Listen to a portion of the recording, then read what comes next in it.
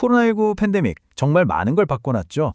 근데 바이러스가 지나간 지금 우리 몸에는 어떤 흔적이 남아있을까요? 이게 정말 궁금한 부분이에요. 오늘 다룰 내용은 바로 그 질문 중 하나입니다.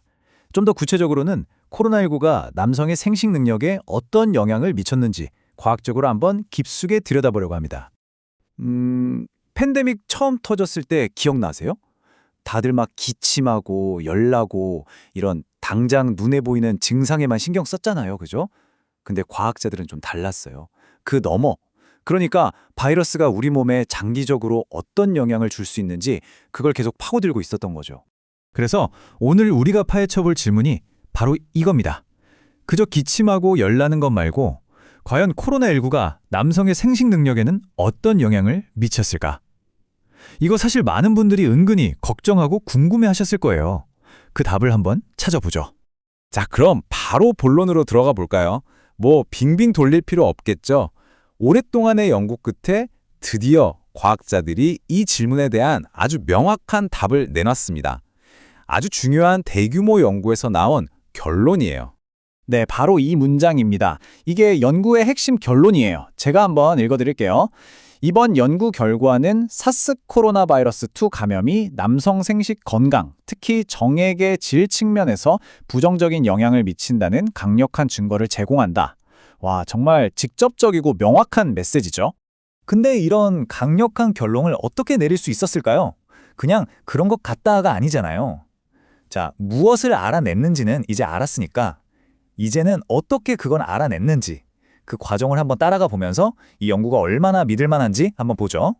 이 연구에서 쓴 방법이 바로 메타 분석이라는 건데요. 이게 뭐냐면 아주 강력한 연구 방법이에요. 비유하자면 여기저기서 한 작은 여론조사들을 싹 다 모아서 하나의 거대한 정확한 여론조사 결과를 만드는 거라고 생각하시면 돼요.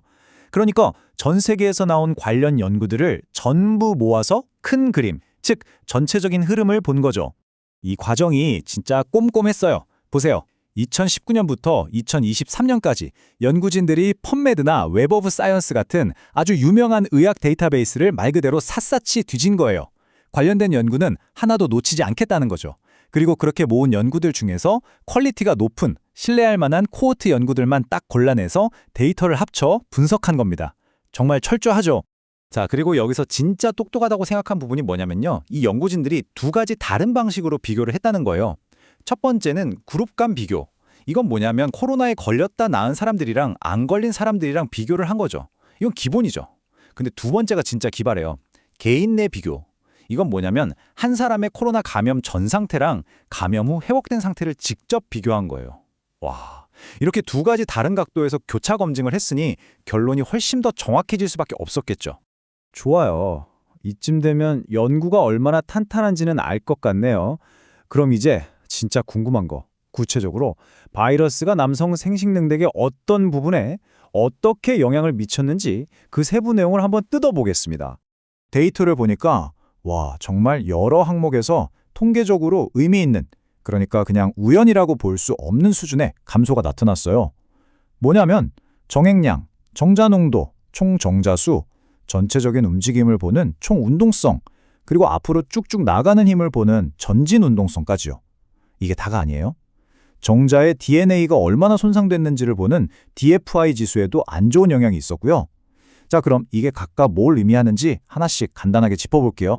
자, 먼저 정자 농도부터 볼게요. 이건 말 그대로 정액에 정자가 얼마나 빽빽하게 들어있냐는 건데 코로나 감염 후에 정액 1ml당 들어있는 정자의 수가 확실히 줄었다는 겁니다. 다음은 총 운동성이에요. 이건 전체 정자들 중에서 활발하게 움직이는 녀석들이 얼마나 되냐는 건데 이 비율이 뚝 떨어졌다는 거죠. 뭐랄까, 정자들의 전반적인 활력이 좀 떨어졌다고 생각하면 쉬울 것 같아요. 그리고 이게 또 중요한데요. 전진 운동성. 그냥 막 제자리에서 꼼지락거리는 게 아니라 목표를 향해서 힘차게 앞으로 헤엄쳐 나아가는 그런 에이스 정자들이 얼마나 있냐는 거거든요. 근데 이 비율이 뚝 떨어졌다는 거예요. 이건 사실상 수정 능력하고 바로 연결되는 거라 정말 중요한 지표입니다. 자, 지금까지 구체적인 데이터들을 좀 봤는데요. 그럼 이런 숫자들, 이런 결과들이 대체 뭘 의미하는 걸까요? 그래서 뭐? 라는 질문이 나올 수 있잖아요. 이 연구가 왜 중요한지 그 의미를 한번 정리해 보겠습니다. 결론적으로 핵심은 이겁니다. 이 메타 분석은요, 코로나19 감염이 정액의 질을 떨어뜨린다는 그 둘 사이의 직접적인 연결고리를 보여주는 현존하는 가장 최신의 그리고 가장 확신한 증거라고 할 수 있습니다.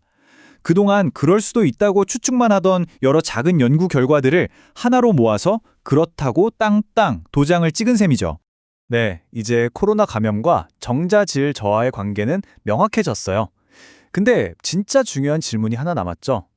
그래서 이 영향이 평생 가는 건가요? 아니면 시간이 지나면 다시 원래대로 돌아올 수 있는 걸까요? 어쩌면 이게 우리 모두에게 가장 중요한 질문일지도 모릅니다.